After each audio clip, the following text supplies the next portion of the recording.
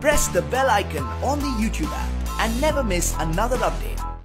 साथ आए हैं यूपी बिहार लूटने। जी हाँ, आप देख रहे हैं हल्ला बोल। आपके साथ मैं हूं अंजना ओम कश्यप। यूपी में सपा बसपा गठबंधन के बाद तेजस्वी यादव का मायावती और अखिलेश से मिलना गजब हो गया। विपक्षी दलों से ज्यादा मीडिया हमलावर हो गया। आज तक पर अंजना ओम कश्यप प्रोग्राम लेकर आई और बोली साथ आए हैं यूपी बिहार लूटने। अब सवाल ये कि आखिर इस मुलाकात का मतलब क्या है? क्या साथ मिलकर यूपी और बिहार को लूटने की तैयारी है? दलित पिछड़े नेताओं का आपस में मुलाकात करना, गठबंधन और जन्मदिन की शुभकामनाएं देना लूट कैसे हो गई? यूपी बिहार के नेताओं का आपस में मिलना यूपी बिहार लूटना कैसे हो गया? वैसे यूपी बिहार में कई बार लूट हो चुकी है, लेकिन तब ऐसा प्रोग्राम नहीं किया गया। 2017 में बिहार में जनादेश की लूट हुई और 2013 में यूपी के मुजफ्फरनगर में हिंदू मुस्लिम भाईचारे की लूट। फिर भी ऐसे सवाल नहीं उठे। बिहार विधानसभा चुनाव में नीतीश कुमार ने बिहार की जनता को बीजेपी का डर दिखाकर वोट दिया। भाजपा विरोधी वोटों से महागठबंधन की बड़ी जीत हुई। आरजेडी के साथ मिलकर सरकार चलाने के 2 साल भी नहीं हुए थे कि नीतीश कुमार बीजेपी के साथ मिलकर सरकार बना लिए। क्या ये बिहार की जनता के वोटों की लूट नहीं? लोगों ने वोट बीजेपी के खिलाफ किया, मगर वही बीजेपी सत्ता की साझेदार बन गई। खैर, मोदी मीडिया के लिए जनादेश की लूट हुई, लूट नहीं।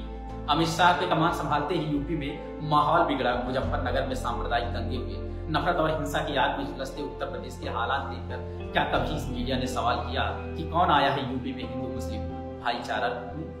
खैर, मोदी मीडिया के लिए आपसी भाईचारे की लूट कोई लूट नहीं है।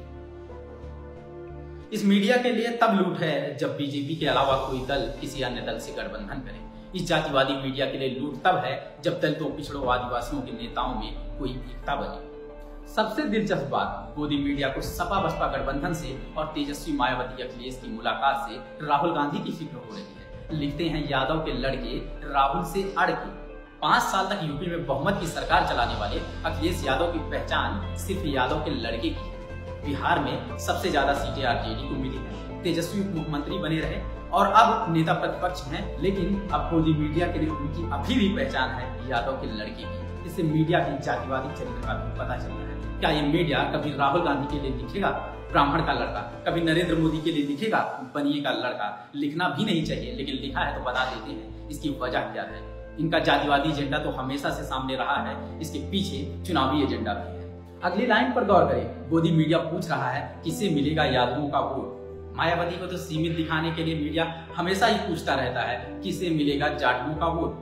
दरअसल कोशिश यही है कि समाजवादी पार्टी हो या आरजेडी, इन्हें सिर्फ यादवों की पार्टी घोषित कर दी जाए और देश में तीसरी सबसे बड़े जनाधार वाली पार्टी बीएसपी को सिर्फ जाटवों की पार्टी घोषित कर दी जाए।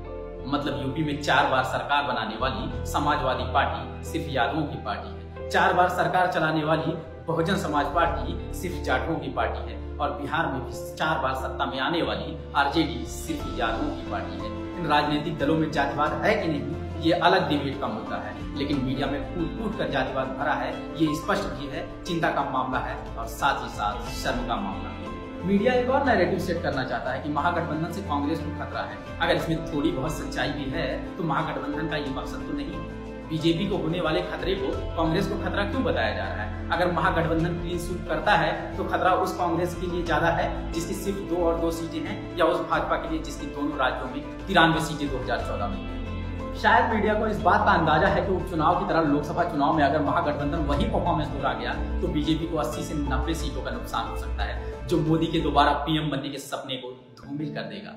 और ये शर्मनाक है मगर सच है कि आजकल मोदी की हार मोदी मीडिया की हार बन जाती है। खैर, इससे पूंजीवादी और जातिवादी मीडिया पर कोई फर्क पड़ने वाला नहीं है, लेकिन पत्रकारिता शर्मसार होती है, देश की जनता गुमराह होती है। जब तक मीडिया लोगों को गुमराह करती रहेगी, जातिवादी, सांप्रदायिक और पूंजीवादी एजेंडे पर काम करती रहेगी, तब तक मीडिया पर हमारी नजर ऐसे बनी रहेगी। आप देखते रहें मीडिया पर नजर, सिर्फ बोलता हिंदुस्तान।